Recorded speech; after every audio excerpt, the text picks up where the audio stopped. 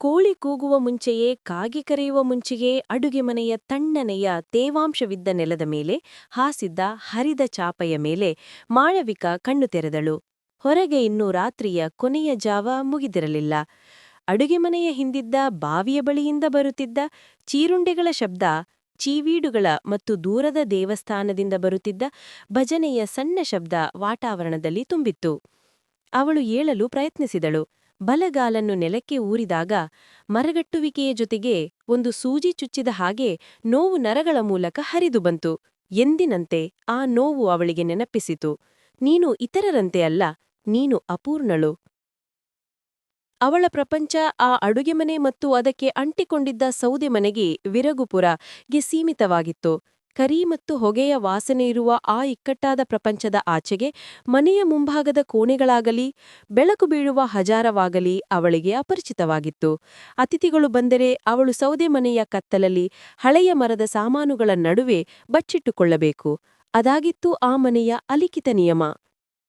ಏ ಹೆಣವೇ, ಇನ್ನೂ ಎದ್ದಿಲ್ವಾ? ಬಿಸಿಲು ಮನೆಯ ಮೇಲೆ ಹತ್ತಿದ್ರೂ ಮಲಗಿದ್ದೀಯಾ? ನಶಿಸಿದ ಜನ್ಮ. ತಾಯಿ ಸಾವಿತ್ರಿಯ ಕೂಗು ಬೆಳಗಿನ ಜಾವದ ನಿಶ್ಶಬ್ದವನ್ನು ಸೀಳಿತು. ಮಾಳವಿಕ ಬೆಚ್ಚು ಬಿದ್ದು ಎದ್ದಳು.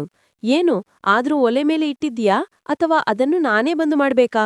ಅಂಗಳದಲ್ಲಿ ಪಾತ್ರೆಗಳನ್ನು ಎಸೆಯುವ ಶಬ್ದದ ಜೊತೆಗೆ ಮುಂದಿನ ಬೈಗುಳ ಬಂತು. ಮಾಳವಿಕ ಓಲಾಡುತ್ತಾ ಅಡುಗೆ ಮನೆಯ ಗೋಡೆ ಹಿಡಿದು ನಡೆದಳು. ತಣ್ಣೀರಿನಲ್ಲಿ ಮುಖ ತೊಳೆಯುವಾಗ ಕನ್ನಡಿ ನೋಡಲು ಅವಳಿಗೆ ಧೈರ್ಯವಿರಲಿಲ್ಲ. ನಿನ್ನ ಒಂದು ಕುಂಟಕಾಲು ಇಟ್ಟುಕೊಂಡು ಬರ್ತೀಯಲ್ಲ, ಅದನ್ನೇ ನೋಡೇ ನಿನ್ನ ಅಪ್ಪ ಕುಡಿದು ಬಂದು ರಂಪ ಮಾಡಿದ್ದು. ತಾಯಿ ಸಾವಿತ್ರಿ ಅಡುಗೆ ಮನೆಗೆ ನುಗ್ಗಿದಳು. ನನ್ನ ಹಿರಿಯ ಮಗನನ್ನು ತಿಂದಿದ್ದು ಸಾಲದೆ ಈಗ ಸಂಸಾರ ಹಾಳು ಮಾಡಕ್ಕೆ ಹುಟ್ಟಿದ್ದೀಯಾ? ನಿನ್ನನ್ನು ಹೆತ್ತ ಸಮಯದಲ್ಲೇ ನನ್ನ ಶಾಪ ಶುರುವಾಗಿದ್ದು. ಮಾಳವಿಕಾಳ ಕಣ್ಣು ತುಂಬಿತು. ಸತ್ತು ಹೋದ ಅಣ್ಣನ ಒಂದು ಫೋಟೋ ಕೂಡ ಆ ಮನೆಯಲ್ಲಿರಲಿಲ್ಲ. ಅವಳು ಹುಟ್ಟುವ ಮೊದಲೇ ಯಾವುದೋ ಕಾಯಿಲೆಯಿಂದ ಸತ್ತಿದ್ದ. ಆದರೆ ಸಾವಿತ್ರಿಯ ಲೆಕ್ಕದ ಪುಸ್ತಕದಲ್ಲಿ ಆ ಸಾವಿನ ಜವಾಬ್ದಾರಿ ಮಾಳವಿಕಾಳದೇ ಆಗಿತ್ತು.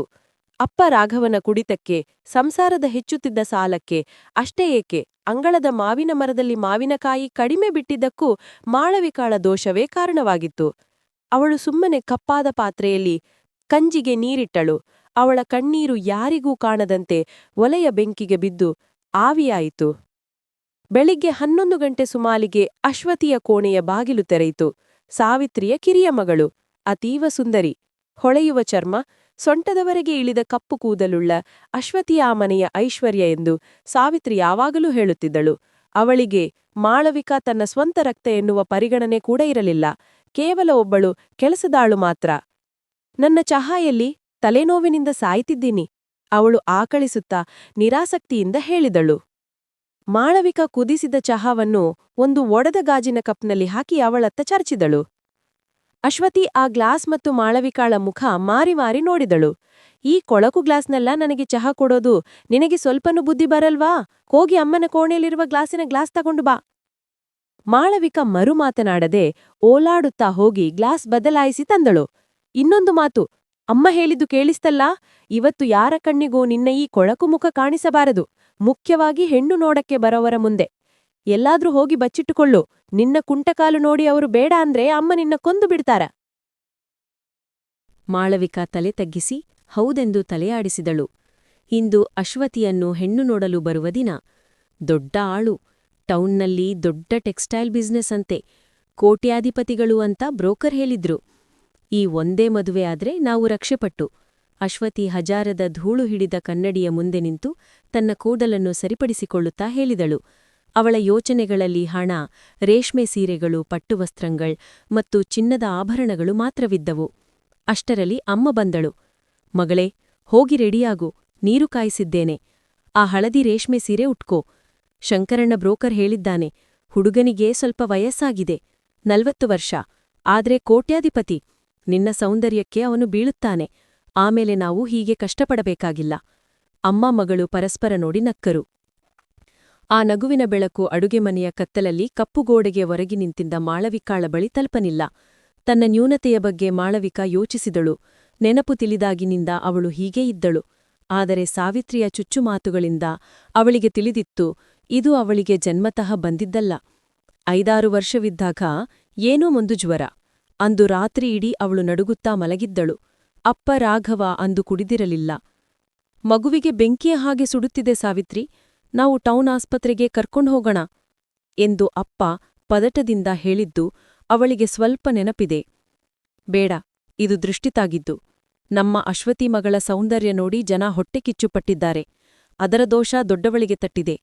ನಾಳೆ ನಾನು ಶೃಂಗೇರಿಯ ಅಜ್ಜಿಯನ್ನು ಹೋಗಿ ನೋಡುತ್ತೇನೆ. 3 ಸಲ ಮಂತ್ರಿಸಿದ್ರೆ ಸರಿಹೋಗುತ್ತೆ. ಆಸ್ಪತ್ರೆಯ ಖರ್ಚು ಮತ್ತು ಟೌನಿಗೆ ಹೋಗುವ ಪ್ರಯಾಸವೇ ಅವರ ಮನಸ್ಸಿನಲ್ಲಿತ್ತು. ಆದರೆ ಆ ಒಂದೇ ರಾತ್ರಿ ಸಾಕಿತ್ತು. ಜ್ವರ ತಲೆಗೆ ಹತ್ತಿ ದಿನಗಳು ಕಳೆದ ನಂತರ ಜ್ವರ ಕಡಿಮೆಯಾದಾಗ ಅವಳ ಬಲಗಾಲಿನ ಚಲನಶಕ್ತಿ ಅರ್ಧದಷ್ಟು ಕಡಿಮೆಯಾಗಿತ್ತು. ದೈವಕೋಪ ಅಲ್ಲದೆ ಮತ್ತೇನು ಎಂದು ಊರಿನವರು ಮಾತನಾಡಿಕೊಂಡರು. ಆದರೆ ಸಾವಿತ್ರಿಗೆ ಒಳಗೊಳದಿ ತಿಳಿದಿತ್ತು ಅದು ತನ್ನ ನಿರ್ಲಕ್ಷ್ಯ ಎಂದು. ಆ ತಪ್ಪಿತಸ್ಥ ಭಾವನೆಯೇ ನಂತರ ಮಾಳವಿಕಾಳ ಮೇಲಿನ ಅಡಂಗಾದ ದ್ವೇಷವಾಗಿ ಬದಲಾಯಿತು. ತನ್ನ ತಪ್ಪನ್ನು ಮರೆಮಾಸಲು ಅವರು ಮಗಳ ನ್ಯೂನತೆಯನ್ನು ಒಂದು ಶಾಪವೆಂದು ಮುದ್ರೆ ಒತ್ತಿದರು. ಆ ಶಾಪದ ಭಾರ ಹೊತ್ತೇ ಮಾಳವಿಕ ಬೆಳೆದಳು. ಮಧ್ಯಾಹ್ನ 1 ಗಂಟೆಗೆ ಬ್ರೋಕರ್ ಶಂಕರಣ್ಣ ಒಂದು ಹಳೇ ಸ್ಕೂಟರ್ನಲ್ಲಿ ಕಿದಚ್ಚೆತ್ತಿ ಬಂದನು. ಬೆವರು ಒರೆಸಿಕೊಳ್ಳುತ್ತಾ ಸಾವಿತ್ರಿಯ ಬಳಿ ಹೇಳಿದನು, ಸಾವಿತ್ರಮ್ಮ, ನಾನು ಹೇಳಿಲ್ವಾ, ದೊಡ್ಡ ತಿಮಿಂಗಿಲ. ಮಾಧವ್ ಟೆಕ್ಸ್ಟೈಲ್ಸ್ ಮಾಲೀಕ. ಒಬ್ಬನೇ ಮಗ. ಅಪ್ಪ ತೀರಿ ಹೋಗಿದ್ದಾರೆ. ಅಮ್ಮ ಮತ್ತು ತಂಗಿ ಮಾತ್ರ. ಬಿಸ್ನೆಸ್ ತಿರಕ್ಕಿನಲ್ಲಿ ಮದುವೆ ತಡವಾಗಿದೆ. 40 ಆದ್ರೂ ನೋಡಲು 30ರ ಹಾಗೇ ಇದ್ದಾನೆ. ಹಣಕ್ಕೇನು ಕಡಿಮೆಯಿಲ್ಲ. ಅವರು ಬರುವ ಸಮಯವಾಯಿತು. ಸರಿಯಾಗಿ 3 ಗಂಟೆಗೆ ಬರುತ್ತಾರೆ. ಎಲ್ಲಾ ರೆಡಿ ಇದೆಯಲ್ಲ? ಶಂಕರಣ್ಣ ಮನೆಯ ಸುತ್ತ ಸಂಶಯದಿಂದ ನೋಡಿದನು. ಎಲ್ಲಾ ರೆಡಿ. ತಿಂಡಿ ಫಲಹಾರಮೆಲ್ಲ ಮಾಡಿದ್ದೇನೆ. ಸಾವಿತ್ರಿ ನಕ್ಕಳು. ಅಶ್ವತಿ ಮಗಳನ್ನು ಸಿಂಗರಿಸಿದ್ದೇನೆ. ಹುಡುಗನ ಅಮ್ಮ ಶೋಭನಾ ತುಂಬಾ ಒಳ್ಳೆಯವರು. ತನ್ನೀ ಪ್ರಿಯಾ ಕಾಲೇಜಿನಲ್ಲಿ ಓದ್ತಿದ್ದಾಳೆ. ಅವರಿಗೆ ಮೂಢನಂಬಿಕೆಗಳಲ್ಲೆಲ್ಲ ನಂಬಿಕೆಯಿಲ್ಲ. ಒಳ್ಳೆಯ ಮನುಷ್ಯರು. ಹೆಣ್ಣು ಇಷ್ಟವಾದರೆ ಸಾಕು, ಉಳಿನಿದ್ದು ನಾನ್ ನೋಡ್ಕೊಳ್ತೀನಿ. ಶಂಕರಣ್ಣ ಭರವಸೆ ನೀಡಿದ. ಅಶ್ವತಿಯನ್ನು ಇಷ್ಟಪಡದೆ ಇರುತ್ತಾರೆಯೇ? ಸಾವಿತ್ರಿಯ ಮುಖದಲ್ಲಿ ಆತ್ಮವಿಶ್ವಾಸ ತುಂಬಿತ್ತು. ಅತಿಥಿಗಳು ಬರಲು ನಿಮಿಷಗಳು ಮಾತ್ರ ಬಾಕಿ. ಮನೆಯೆಲ್ಲ ಊದುಬತ್ತಿ, ಚಂದನ ತೀರಿ ಮತ್ತು ಕಜ್ಜಾಯದ ವಾಸನೆ ತುಂಬಿತ್ತು. ಮುಂಭಾಗದ ಕೋಣೆಯ ಧೂಳುದುಲಿಪಿ ಆ ಸುಂದರವಾದ ವಿರಿಪು ಹಾಸಲಾಗಿತ್ತು. ಸಾವಿತ್ರಿ ಕೊನೆಯ ಹಂತದ ಸಿದ್ಧತೆಗಾಗಿ ಅಡುಗೆ ಮನೆಗೆ ಓಡಿ ಬಂದಳು. ಮಾಳವಿಕಾ ಆಗ ನೆಲ ಒರೆಸುತ್ತಿದ್ದಳು. ಅವಳು ಹಲ್ಲು ಕಡಿದಳು. ಅವಳ ಧ್ವನಿ ಹಾವಿನ ಸೀಳಿನಂತಿತ್ತು. ಇನ್ನು ನಿನ್ನನ್ನು ಈ ಮನೆಯ ಮುಂಭಾಗದಲ್ಲಿ ನೋರಬಾರದು. ಒಂದು ಶಬ್ದವೂ ಹೊರಗೆ ಕೇಳಿಸಬಾರದು. ಅವರು ಹೋಗುವವರೆಗೂ ಸೌದೆ ಮನೆಯಲ್ಲಿರಬೇಕು. ನಿನ್ನ ಕುಂಟ ಕಾಲಿಟ್ಟುಕೊಂಡು ಅಂಗಳತ್ತೆ ಬಂದರೆ ನಿನ್ನ ಇನ್ನೊಂದು ಕಾಲನ್ನು ಮುರಿದು ಹಾಕುತ್ತೇನೆ. ಕೇಳಿಸಿತಾ? ಮಾಳವಿಟ ಕಣ್ಣೀರಿನೊಂದಿಗೆ ತಲೆಯಾಡಿಸಿದಳು. ಅವಳು ನಿಧಾನವಾಗಿ ಹಿಂದಿನ ಬಾಗಿಲಿನಿಂದ ಒದ್ದೆಯಾದ ಮಣ್ಣಿನ ಮೇಲೆ ಹೆಜ್ಜೆ ಇಡುತ್ತಾ ಸೌದೆ ಮನೆಯ ಕತ್ತಲೆಯೊಳಗೆ ನಡೆದಳು. ಸೌದೆ, ಜೇಡರ ಬಲೆ ಮತ್ತು ಇಲಿಯ ಹಿಕ್ಕೆಗಳ ವಾಸನೆಯಿದ್ದ ಆ ಕತ್ತಲೆ ಕೋಣೆಯಲ್ಲಿ ಅವಳು ಮುದುಡಿಕೊಂಡು ಕುಳಿತಳು. ಹೊರಗೆ ಒಂದು ದೊಡ್ಡ ಕಾರು ಬಂದು ನಿಲ್ಲುವ ಶಬ್ದ ಅವಳಿಗೆ ಕೇಳಿಸಿತು. ಬೆಳ್ಳಿ ಬಣ್ಣದ ಒಂದು ದೊಡ್ಡ ಕಾರಿನಿಂದ ಮಾಧವಿಳಿದನು. ಬಿಳಿ ಖಾದಿ ಸೀರೆ ಉಟ್ಟ ಅಮ್ಮ ಶೋಭನಾ ಮತ್ತು ಚೂಡಿದಾರ್ ಹಾಕಿದ ತಂಗಿ ಪ್ರಿಯಾ. ಹಣದ ಅಹಂಕಾರವಿಲ್ಲದ ಪ್ರಬುದ್ಧವಾದ ಮುಖಗಳು. ಬಿಸ್ನೆಸ್ ತರಕಿನಲ್ಲಿ ಜೀವನವನ್ನೇ ಮರೆತುಬಿಟ್ಟೆ. ನನಗೆ ಬೇಕಾಗಿರುವುದು ಹಣವಲ್ಲ ಅಮ್ಮ, ಪರಸ್ಪರ ಪ್ರೀತಿ ಇರುವ, ಮನಃಶಾಂತಿ ಇರುವ ಒಂದು ಸಂಸಾರ ಎಂದು ಮಾಧವ್ ಕಾರಿನಲ್ಲಿ ಬರುವಾಗ ಅಮ್ಮನ ಬಳಿ ಹೇಳಿದ್ದನು. ಅಶ್ವತಿ ಹಳದಿ ರೇಷ್ಮೆ ಸೀರೆಯಲ್ಲಿ ಅತಿ ಸುಂದರವಾಗಿ ಸಿಂಗರಿಸಿಕೊಂಡಿದ್ದಳು. ಅವಳು ಚಹಾ ಕಪ್ಗಳೊಂದಿಗೆ ನಾಚಿಕೆಯಿಂದ ತರೆ ಬಕ್ಕಿಸಿ ಅತಿಥಿಗಳ ಮುಂದೆ ಬಂದಳು. ಮಾಧವ್ ಅವಳನ್ನು ನೋಡಿದನು. ಸುಂದರವಾಗಿದ್ದಾಳೆ, ಸಂಶಯವಿಲ್ಲ. ಆದರೆ ಆ ಸೌಂದರ್ಯದಲ್ಲಿ ಏನೋ ಒಂದು ಜೀವವಿಲ್ಲದ ಹಾಗೆ ಅನಿಸಿತು. ಶೋಭನಾ ಪ್ರೀತಿಯಿಂದ ಕೇಳಿದರು, ಮಗಳೇ, ಏನು ಓದಿದ್ಯಾ? ಡಿಗ್ರಿ ಮುಗಿದಿದೆ ಆಂಟಿ. ಅಶ್ವತಿ ಸಿಹಿಯಾಗಿ ನಕ್ಕಳು. ನಿನ್ನ ಹವ್ಯಾಸಗಳೇನು? ಏನಾಗಬೇಕೆಂದು ಆಸೆ? ಅದು ನನಗೆ ಶಾಪಿಂಗ್ ತುಂಬಾ ಇಷ್ಟ. ಪಿನ್ನೆ ಸಿನಿಮಾ ನೋಡ್ತೀನಿ, ಹೊಸ ಫ್ಯಾಷನ್ ನೋಡ್ತೀನಿ. ಪಿನ್ನೆ ಮದುವೆಯಾಗಿ ಚೆನ್ನಾಗಿ ಜೀವಿಸಬೇಕು. ಅವಳು ನಕ್ಕಳು. ಮಾಧವ್ ಸುಮ್ಮನೆ ಮುಗುಳು ನಕ್ಕ. ಅವಳ ಉತ್ತರಗಳಲ್ಲಿನ ತೊಳ್ಳುತನ ಅವನಿಗೆ ಅರಿವಾಗಿತ್ತು. ಅವನ ಕಣ್ಣುಗಳು ಅಷ್ಟೊತ್ತಿಗಾಗಲೇ ಆ ಮನೆಯ ಸ್ಥಿತಿಯನ್ನು ಗಮನಿಸಿದವು. ಮುಂಭಾಗವನ್ನು ಅಂದಗೊಳಿಸಿದರೂ ಗೋಡೆಗಳ ಮೇಲಿನ ಬಿರುಕುಗಳು ಮತ್ತು ಒಳಗಿನ ಕೋಣೆಗಳ ಕತ್ತಲೆಯನ್ನು ಅವನು ಗಮನಿಸಿದ. ಮನೆಯಲ್ಲಿ ಏನೋ ಒಂದು ಹೊಂದಾಣಿಕೆ ಇಲ್ಲದ ಹಾಗೆ. ಶೋಭನಾ ಕೂಡ ಇದೆಲ್ಲವನ್ನು ನಿಶ್ಶಬ್ದವಾಗಿ ಗಮನಿಸುತ್ತಿದ್ದರು. ಮಾತುಕತೆ ನಡೆಯುತ್ತಿದ್ದಾಗ ಮಾಧವ್ನ ಫೋನ್ ರಿಂಗ್ ಆಯಿತು. ಒಂದು ಪ್ರಮುಖ ಬಿಸ್ನೆಸ್ ಕಾಲ್. ಮುಂಬೈನ ಮ್ಯಾನೇಜರ್. 1 ನಿಮಿಷ, ಇಂದವಳು ಕ್ಷಮೆ ಕೇಳಿ ಎದ್ದ. ಇದು ಮುಖ್ಯವಾದ ಕಾಲ್. ಇಲ್ಲಿ ಸಿಗ್ನಲ್ ಕಡಿಮೆ ಇದೆ. ನಾನು ಅಂಗಳದಿಂದ ಮಾತನಾಡುತ್ತೇನೆ. ಅವನು ಅಂಗಳದ ಮಾವಿನ ಮರದ ಕೆಳಗೆ ಹೋಗಿ ನಿಂತನು. ಫೋನ್ನಲ್ಲಿ ಮಾತನಾಡುತ್ತಿದ್ದರೂ ಅವನ ಗಮನ ಮನೆಯ ಪಕ್ಕದ ಕಡೆಗಿತ್ತು. ಅಪ್ಪಳೆ ಅಡಿಗೆಮನೆ ಕಡೆಯಿಂದ ಒಂದು ಸ್ಟೀಲ್ ಪಾತ್ರೆ ಬಲವಾಗಿ ನೆಲಕ್ಕೆ ಬಿದ್ದು ಒಡೆಯುವ ಶಬ್ದ ಕೇಳಿಸಿತು. ಅದಕ್ಕಿಂತ ಜೋರಾಗಿ ಸಾವಿತ್ರಿಯ ಕ್ರೂರವಾದ ಶಬ್ದ. ನಾಶವಾಗೋಳೆ ನಶಿಚ್ಚು ಪೊಕಾನ ಇಟ್ಟು. ಒಂದು ಚಹಾ ತಾನೇ ನಿನ್ನ ಹತ್ರ ತರಲು ಹೇಳಿದ್ದು, ಅದನ್ನೂ ಬೀಳ್ಸಿಬಿಟ್ಟಿಯಾ? ಅತಿಥಿಗಳಿಗೆ ಕೊಡ್ಬೇಕಾಗಿತ್ತು. ನಿನ್ನ ಕುಂಟ ಕಾಲಿಟ್ಕೊಂಡ ನೀನು ಅದನ್ನ ಕೊಡಕ್ಕೆ ಬರದು? ಅಶುದ್ಧ, ಹೆಣ. ಅಮ್ಮ, ನನ್ನ ಕೈ ತಟ್ಟಿ ಮಾಳವಿಕಾಳ ತೆಳುವಾದ ನಡುಗುವ ಧ್ವನಿ. ಬಾಯ್ಮುಚ್ಚು. ಪಠಾರ್ ಎಂಬೊಂದು ಶಬ್ದ. ಅದು ಕೈಯಿಂದ ಕೆನ್ನೆಗೆ ಹೊಡೆದ ಶಬ್ದವಾಗಿತ್ತು, ಅಷ್ಟು ಜೋರಾಗಿ. ಮಾಳವಿಕಾಳ ಆ ಚೆಪೆ ಎಂದ್ರೆ ಒತ್ತಿ ಹಿಡಿದ ಅಳುವಿನ ಶಬ್ದ ಮಾಧವನಿಗೆ ಸ್ಪಷ್ಟವಾಗಿ ಕೇಳಿಸಿತು. ಫೋನ್ ಸಂಭಾಷಣೆ ನಿಲ್ಲಿಸಿ ಅವನು ಸ್ತಬ್ಧನಾಗಿ ನಿಂತನು. ಅವನ ರಕ್ತ ಕುದಿಯುವ ಹಾಗೆ ತೋನ್ನಿ ಅನಿಸಿತು. ಅವನು ಅರಿಯದೇ ಅಡುಗೆಮನೆಯ ಹಿಂಭಾಗದ ಒಡೆದ ಕಿಟಿಕಿಯ ಬಳಿಗೆ ಹೋದನು. ಕೆನ್ನೆಗೆ ಕೈ ಹಿಡಿದು ನೆಲದ ಮೇಲೆ ಚೆಲ್ಲಿದ ಚಹಾ ಮತ್ತು ಗಾಜಿನ ಚೂರುಗಳ ನಡುವೆ ಕುಳಿತು ಅಳುತ್ತಿದ್ದ ಮಾಳವಿಕಾ, ಅವಳ ಕೊಳಕಾದ ಲಂಗ, ಕಣ್ಣುಗಳಲ್ಲಿನ ಭಯ, ಕ್ರೋಧದಿಂದ ನಡುಗುತ್ತಾ ನಿಂತಿದ್ದ ಸಾವಿತ್ರಿ. ಅವರು ಹೋಗ್ಲಿ, ನಿನ್ನ ಕಥೆ ನೋಡ್ತೀನಿ, ನಿನ್ನೆ ಈ ಕುಂಟ ಕಾಲ್ ಸರಿ ಮಾಡ್ತೀನಿ. ಸಾವಿತ್ರಿ ಅಲ್ಲರಿ ಅಂದ್ರೆ ಕೂಗಿದಳು. ಮಾಳವಿಕಾಳ ಆ ಅಸಹಾಯಕತೆ, ಕಣ್ಣೀರು ಮತ್ತು ಭಯ ಮಾಧವನ ಮನಸ್ಸಿನಲ್ಲಿ ಒಂದು ಗಾಯದ ಹಾಗೆ ಆಳವಾಗಿ ಪದಿഞ്ഞು ಅಚ್ಚೊತ್ತಿತು. ತಾನು ಇದುವರೆಗೆ ಕಂಡ ದೃಶ್ಯಗಳಲ್ಲಿ ಅತ್ಯಂತ ದಯನೀಯವಾದ, ಅತ್ಯಂತ ನೋವಿನ ದೃಶ್ಯ ಅದಾಗಿತ್ತು. ಮಾಧವ್ ತಿರುಕಿ ಹಜಾರಕ್ಕೆ ಬಂದನು. ಅವನ ಮುಖ ಗಂಭೀರವಾಗಿತ್ತು. ಹೊರಡೋಣ ಅಮ್ಮ ಎಂದು ಅವನು ಹೇಳಿದನು. ಸಾವಿತ್ರಿ ಮತ್ತು ಅಶ್ವತಿ ಬೆಚ್ಚಿಬಿದ್ದರು. ಅಯ್ಯೋ, ತಿಂಡಿ ತಿಂದಿಲ್ಲವಲ್ಲ? ನಮಗೆ ಸ್ವಲ್ಪ ಕೆಲಸವಿದೆ, ನಾವು ನಂತರ ವಿವರಂ ಅಂದ್ರೆ ವಿಷಯಂ ತಿಳಿಸುತ್ತೇವೆ, ಮಾಧವ್ ತಣ್ಣನೆ ಧ್ವನಿಯಲ್ಲಿ ಹೇಳಿದ.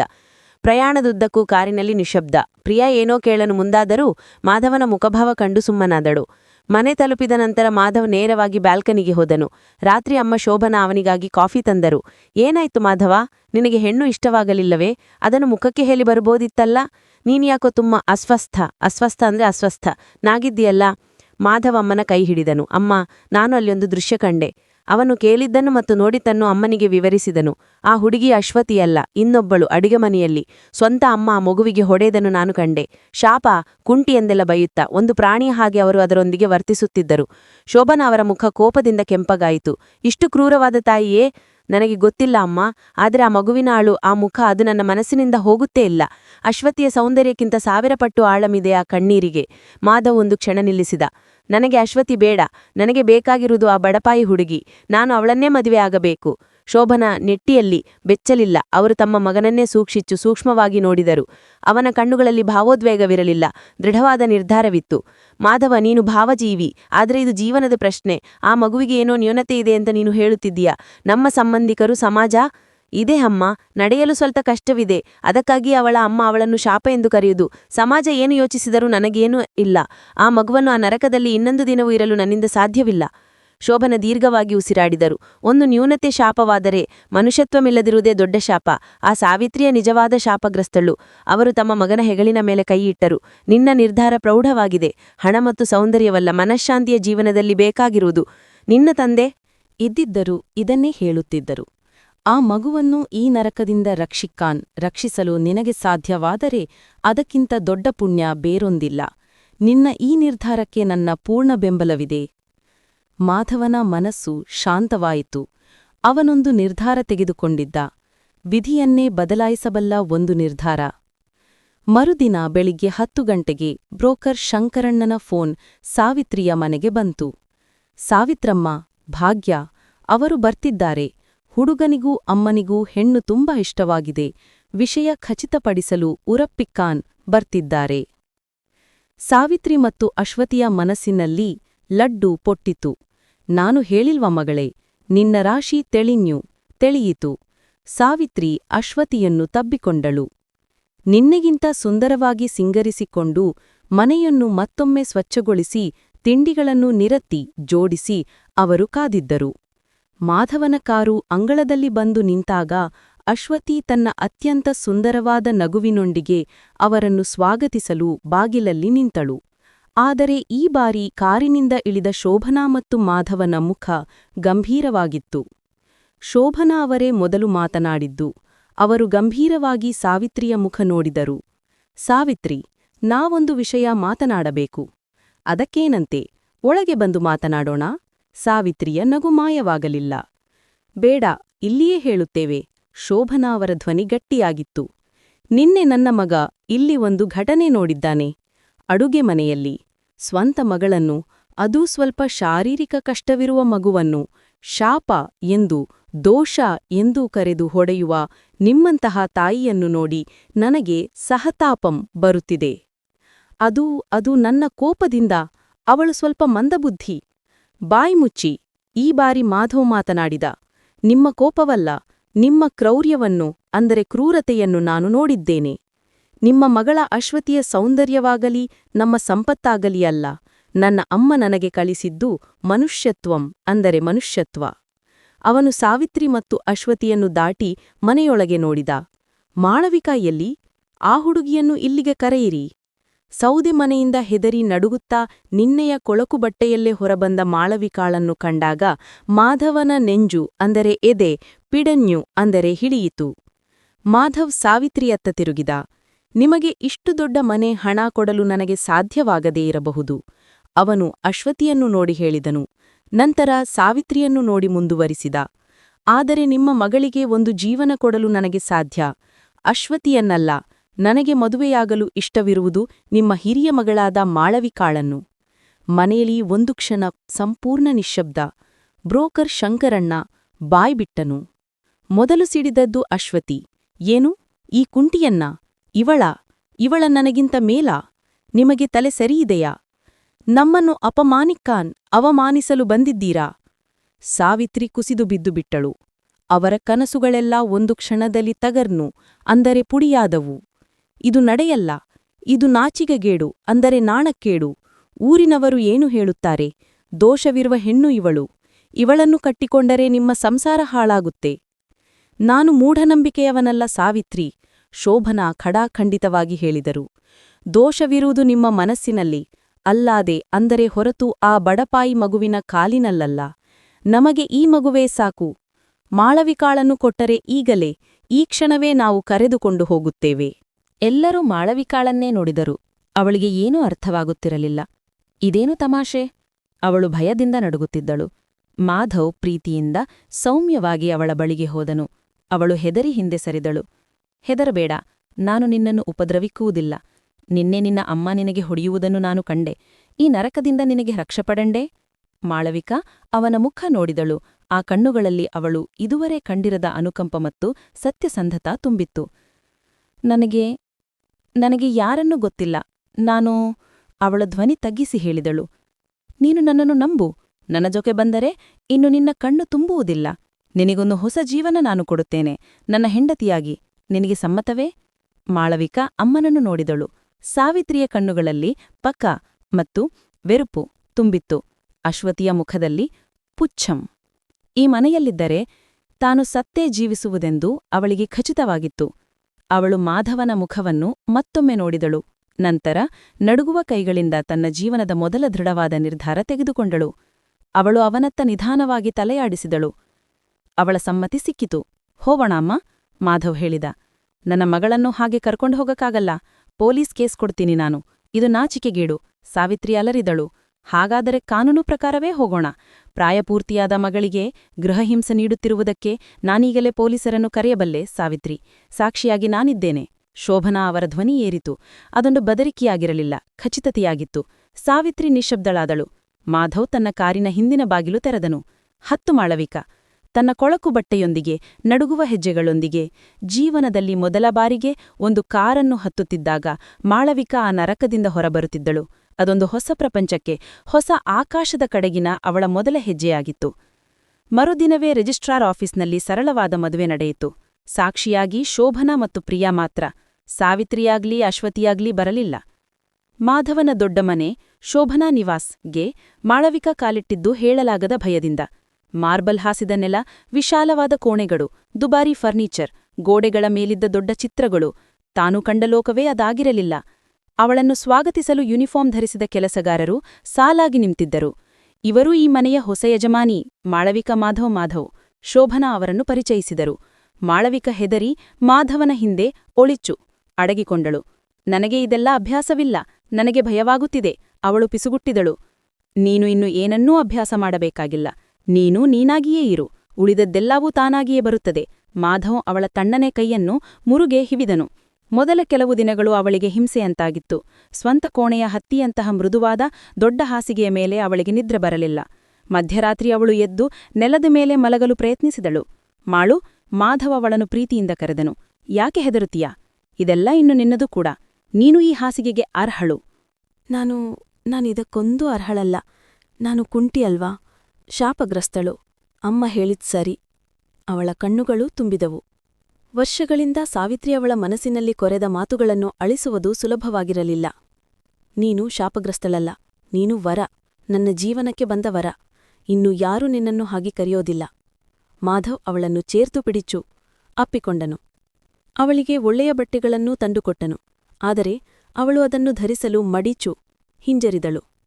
ಇದೆಲ್ಲ ನನಗೆ ಚೇರಿಲ್ಲ, ನನಗೆ ಹಳೆಯದೇ ಸಾಕು. ಶೋಭನಾ ಒಬ್ಬ ತಾಯಿಯ ವಾತ್ಸಲ್ಯದಿಂದ ಮಧ್ಯಪ್ರವೇಶಿಸಿದರು. ಮಗಳೇ, ಸೌಂದರ್ಯ ಇರುವುದು ಬಟ್ಟೆಯಲ್ಲಲ್ಲ, ನಿನ್ನ ಮನಸ್ಸಿನಲ್ಲಿದೆ. ನಿನ್ನ ಮನಸ್ಸಿನ ಭಯವನ್ನು ತೆಗೆದುಹಾಕಿದರೆ ನೀನೇ ಪ್ರಪಂಚದ ಅತ್ಯಂತ ಸುಂದರಿ. ನೀನು ನಕ್ಕಾಗ ನೀನು ಎಷ್ಟು ಸುಂದರವಾಗಿ ಕಾಣುತ್ತೀಯಾ ಎಂದು ನಿನಗೆ ಗೊತ್ತಾ? ಪ್ರಿಯಾ, ಮಾಧವನ ತಂಗಿ, ಅವಳ ಕೂದಲನ್ನು ಬಾಚಿಬಿಟ್ಟಳು. ಹೊಸ ವಿಷಯಗಳನ್ನು ಮಾತನಾಡಿದಳು. ಅಕ್ಕ, ಚೇಚಿ, ನಾವು ಸಿನಿಮಾಕ್ಕೆ ಹೋಗೋಣ. ಅಕ್ಕನಿಗೆ ಐಸ್ಕ್ರೀಂ ಇಷ್ಟಮೇ? ನಿಧಾನವಾಗಿ ಆ ಪ್ರೀತಿಯ ಕವಚದೊಳಗೆ ಅವಳು ಸುರಕ್ಷಿತತೆಯನ್ನು ಅನುಭವಿಸಲು ಪ್ರಾರಂಭಿಸಿದಳು. ಮಾಧವ ಅತೀವವಾದ ಪೋರುಮೈಯಿಂದ ಕಾದಿದ್ದನು. ಅವನು ಅವಳೊಂದಿಗೆ ಒಬ್ಬ ಗಂಡನ ಅಧಿಕಾರದಿಂದಲ್ಲ, ಒಬ್ಬ ಸ್ನೇಹಿತನ ಕಾಳಜಿಯಿಂದ ವರ್ತಿಸಿದನು. ಅವರು 2 ಬೇರೆ ಬೇರೆ ಕೋಣೆಗಳಲ್ಲಿ ಮಲಗುತ್ತಿದ್ದರು.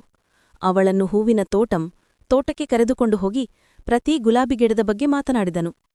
ಬಿಸ್ನೆಸ್ ಬ್ಯುಸಿ ನಡುವೆಯೂ ಮಧ್ಯಾಹ್ನ ಅವಳಿಗ ಫೋನ್ ಮಾಡುತ್ತಿದ್ದನು. ನೀನು ಏನು ಓದಿದ್ಯಾ? ಅವನು ಒಂದು ದಿನ ಕೇಳಿದನು. 10ನೇ ಕ್ಲಾಸ್, 10ಾಂ ಕ್ಲಾಸ್ ಪಾಸಾಗಿದ್ದೆ. ಪಿನ್ನೆ ಅಮ್ಮ ನಿಲ್ಲಿಸಿದರು. ಅಡುಗೆ ಕೆಲಸಕ್ಕೆ ಓದಬೇಕಾಗಿಲ್ಲವಲ್ಲ? ಇನ್ನು ನೀನು ಓದಬಹುದು, ನಿನಗೇನು ಇಷ್ಟವೋ ಅದನ್ನು ಮಾಡಬಹುದು. ನಿನ್ನನ್ನು ಯಾರೂ ಯಾವುದಕ್ಕೂ ನಿರ್ಬಂಧಿಸುವುದಿಲ್ಲ, ಮಾಧವ್ ಭರವಸೆ ನೀಡಿದ. ಅವಳ ಒಳಗಿನ ಆಳತಿಲುಳ್ಳ ಆಳವಾದ ಗಾಯಗಳು ವಾಸಿಯಾಗಲು ಸಮಯ ತೆಗೆದುಕೊಳ್ಳುತ್ತದೆ ಎಂದು ಅವನಿಗೆ ತಿಳಿದಿತ್ತು. ಒಂದು ದಿನ ಶೋಭನಾ ಅಡುಗೆ ಮನೆಯಲ್ಲಿ ನಿಂತಿದ್ದಾಗ ಮಾಳವಿಕ ಅರಿಯಾದೆ ಏನೋ ಒಂದು ಹಾಡನ್ನು ಗುಣಗುಣಿಸುವುದನ್ನು ಕೇಳಿದರು. ಅತಿ ಮಧುರವಾದ, ಆದರೆ ಅದಕ್ಕಿಂತ ಹೆಚ್ಚು ನೋವು ತುಂಬಿದ ಒಂದು ಧ್ವನಿ. ಮಗಳೇ, ಇನ್ನೊಮ್ಮೆ ಹಾಡಮ್ಮ? ಶೋಭನಾ ಕೇಳಿದರು. ಅವಳು ಬೆಚ್ಚಿಬಿದ್ದಳು. ನಾಚಿಕೆಯಿಂದ ತಲೆ ತಗ್ಗಿಸಿದಳು. ಏನೂ ಇಲ್ಲ ಅಮ್ಮ, ನಾನು ಸುಮ್ಮನೆ. ಪರವಾಗಿಲ್ಲ, ಹಾಡು, ನನಗೋಸ್ಕರ ಹಾಡು. ಶೋಭನಾ ಒತ್ತಾಯಿಸಿದರು. ಅವಳು ಹಾಡಿದಳು. ಸೂರ್ಯಕಾಂತಿ ಸೂರ್ಯಕಾಂತಿ, ಕನಸು ಕಾಣುವುದ್ಯಾರೆ ಎಂಬ ತುಂಡಾದ ಹಳೆಯ ಹಾಡು. ಆದರೆ ಆ ಧ್ವನಿಯಲ್ಲಿದ್ದ ನೋವು ಮತ್ತು ಮಾಧುರ್ಯ ಶೋಭನಾ ಅವರ ಕಣ್ಣುಗಳನ್ನು ತೇವಗೊಳಿಸಿತು. ಅಂದು ಸಂಜೆ ಮಾಧವ್ ಬಂದಾಗ ಅವರು ಹೇಳಿದರು, ನಮ್ಮ ಮನೆಯಲ್ಲಿಯೊಬ್ಬ ಗಾಯಕಿ ಇದ್ದಾಳೆ, ನಿನಗೆ ಗೊತ್ತಾ? ಮಾಧವನ ಒತ್ತಾಯಕ್ಕೆ ನಡಗುತ್ತಲೇ ಅವಳು ಅವನಿಗಾಗಿ ಹಾಡಿದಳು. ಅವನ ಕಣ್ಣುಗಳು ವಿಡರ್ನು ಅರಳಿದವು. ಮಾಳು, ಇಷ್ಟು ಸುಂದರವಾದ ಧ್ವನಿ ಇತ್ತಾ ನಿನ್ನೊಳಗೆ? ಯಾಕೆ ನೀನು ಇದುವರೆಗೆ ಇದನ್ನು ಹೇಳಲಿಲ್ಲ? ಅವಳ ಜೀವನದಲ್ಲಿ ಮೊದಲ ಬಾರಿಗೆ ಅವಳ ಒಂದು ಸಾಮರ್ಥ್ಯಕ್ಕೆ ಪ್ರಶಂಸೆ ಸಿಕ್ಕಿತು. ಅವಳು ಅರಿಯದೆ ಲಜ್ಜೆಯೊಡೆ ಒಂದು ನಗು ನಕ್ಕಳು. ಅವಳ ನ್ಯೂನತೆಯೇ ಮುಂದಿನ ಸಮಸ್ಯೆಯಾಗಿತ್ತು. ಇದು ಜನ್ಮತಃ ಬಂದ ಸಮಸ್ಯೆಯಲ್ಲ, ಆ ಜ್ವರ ಬಂದಾಗ ಆದದ್ದು. ಬಹುಶಃ ಫಿಸಿಯೋಥೆರಪಿ ಅಥವಾ ಸಣ್ಣ ಸರ್ಜರಿಯಿಂದ ಸರಿಪಡಿಸಬಹುದು, ಮಾಧವ್ ಹೇಳಿದನು.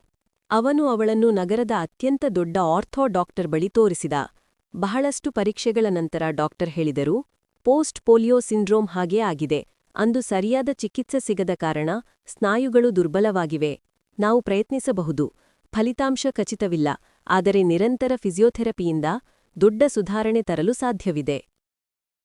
ಅದೊಂದು ಹೊಸ ಆರಂಭವಾಗಿತ್ತು.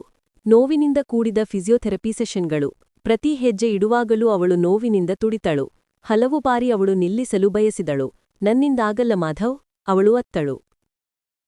ಇಲ್ಲ ಮಾಳು, ನಿನ್ನಿಂದ ಆಗತ್ತೆ. ಇನ್ನೊಂದು ಹೆಜ್ಜೆ, ನನಗೋಸ್ಕರ. ಮಾಧವ್ ಪ್ರತಿದಿನ ಆಸ್ಪತ್ರೆಗೆ ಹೋಗಿ ಅವಳ ಕೈ ಹಿಡಿದು ಜೊತೆಯಲ್ಲಿ ನಡೆದನು.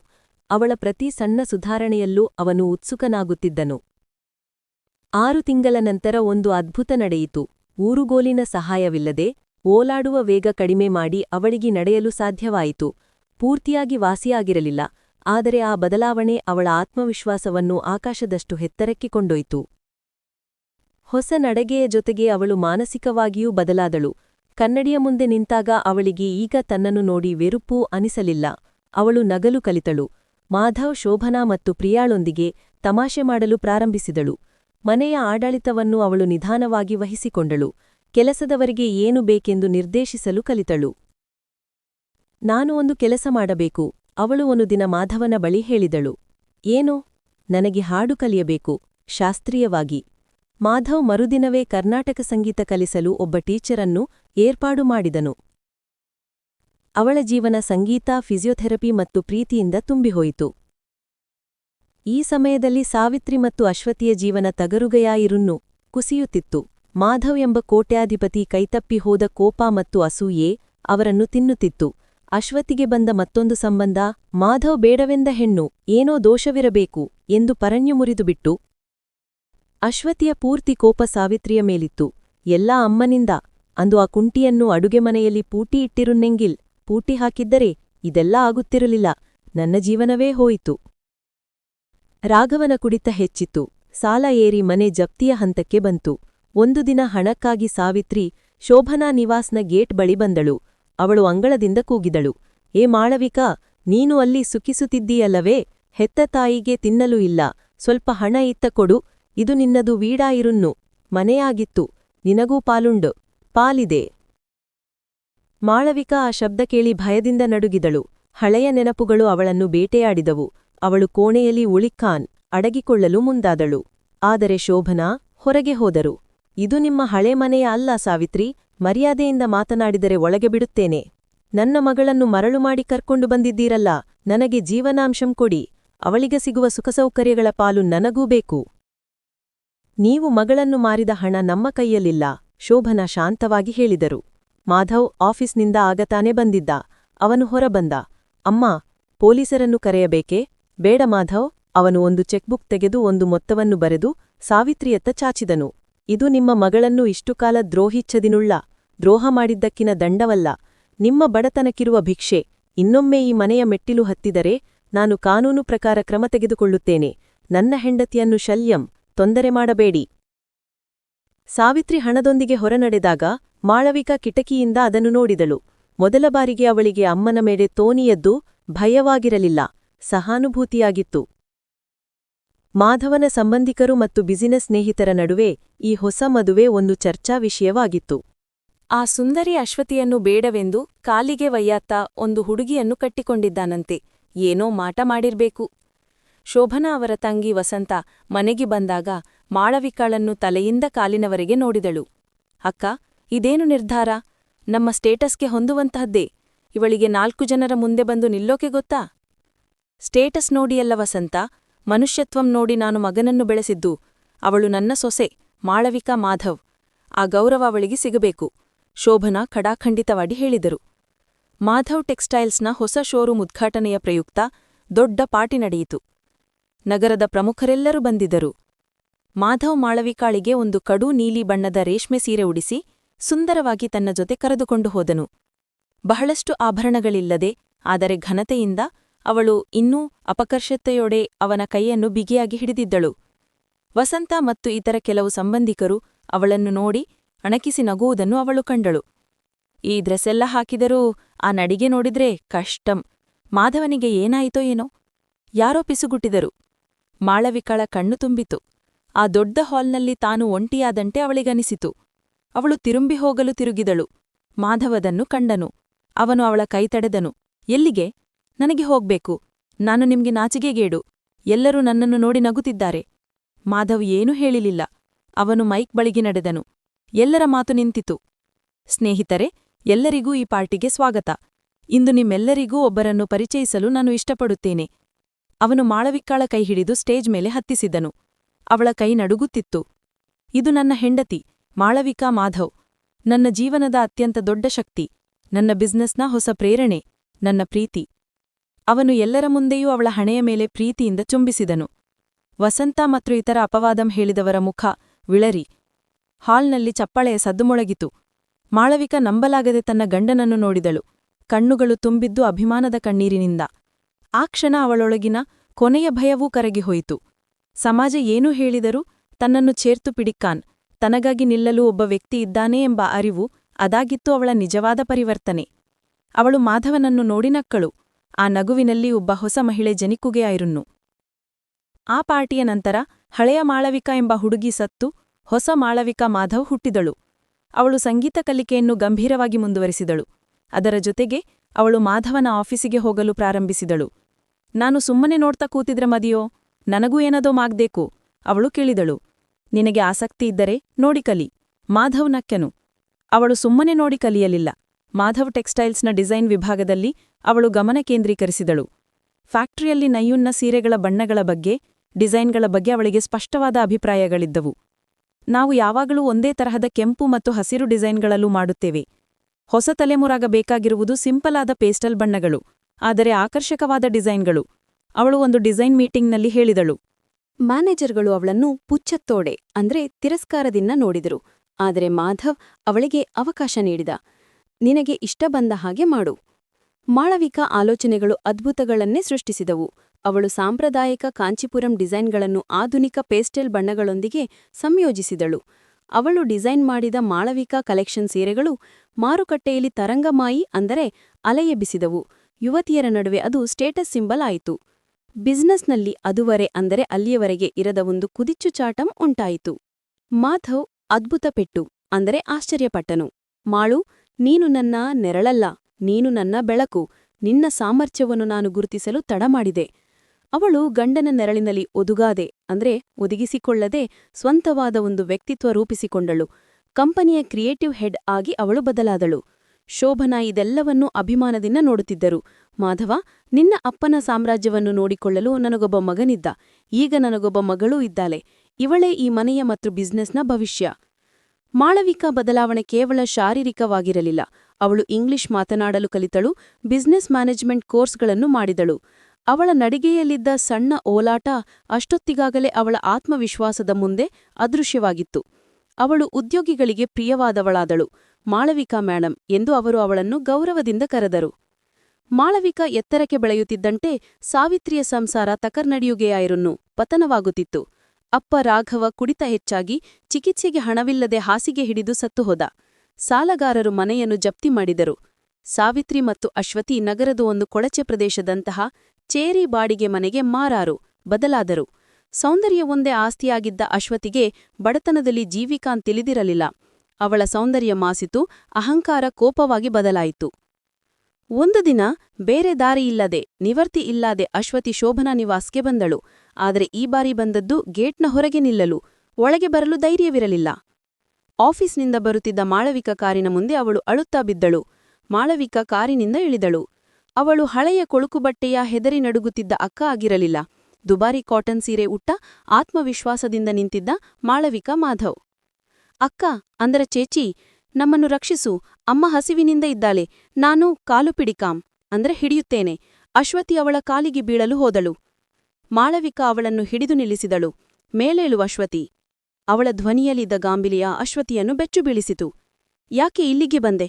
ನನ್ನನ್ನು ಮತ್ತೊಮ್ಮೆ ಅವಮಾನಿಸಲೇ? ಇಲ್ಲ, ಕ್ಷಮಿಸು, ನನಗೆ ಬೇರೆ ದಾರಿಯಿಲ್ಲ.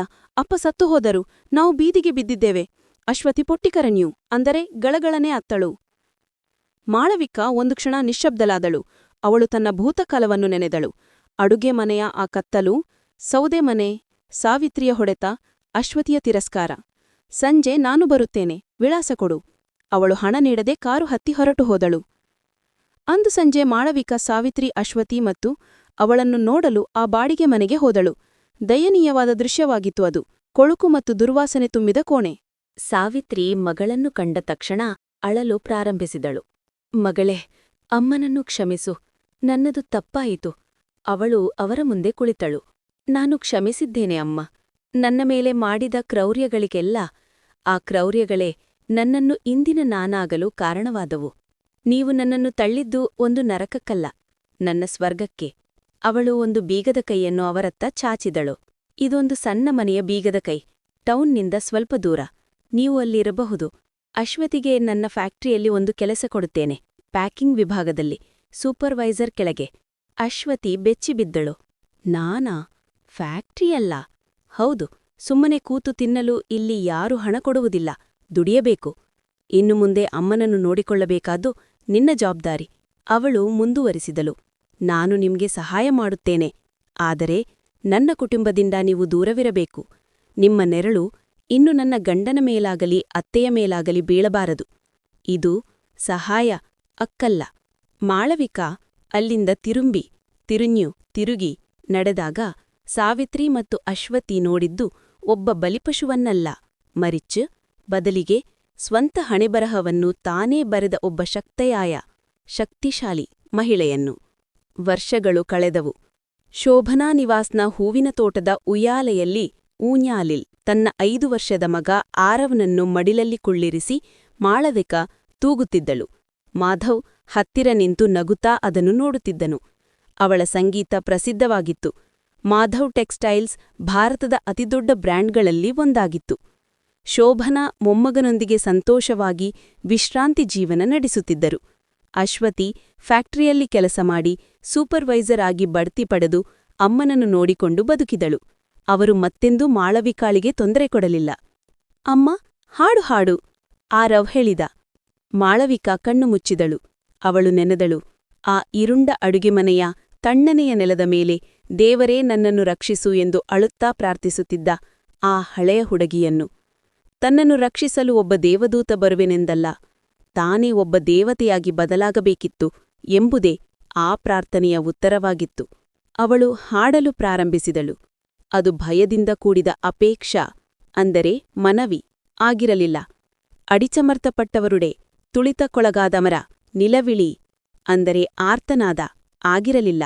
ಅದು ಪ್ರೀತಿ ಸಮಾಧಾನ ತುಂಬಿದ ಒಂದು ಧನ್ಯವಾದದ ಹಾಡಾಗಿತ್ತು. ತನಗೆ ಜೀವನ ನೀಡಿದ್ದಕ್ಕೆ, ತನ್ನನ್ನು ಪ್ರೀತಿಸಲು ಕಲಿಸಿದ್ದಕ್ಕೆ, ಗಾಯಗಳನ್ನೆಲ್ಲಾ ಮಾಯವಾಗಿಸುವ ಸಾಮರ್ಥ್ಯವಿರುವ ಅನುಕಂಪಕ್ಕೆ, ಎಲ್ಲಕ್ಕಿಂತ ಹೆಚ್ಚಾಗಿ ವಿಧಿಯನ್ನೇ ಬದಲಾಯಿಸಲು ತನಗೆ ಕಲಿಸಿದ ಆ ಹೆಣ್ಣು ನೋಡುವ ದಿನಕ್ಕೆ ಅವಳ ಮಧುರವಾದ ಧ್ವನಿ ಆಕಾಶಕ್ಕೇರಿತು. ಮಾಧವ್ ಅವಳ ಹೆಗಲ ಮೇಲೆ ಕೈ ಹಾಕಿದ. ಅವರ ಜೀವನ ಪರಿಪೂರ್ಣವಾಗಿತ್ತು.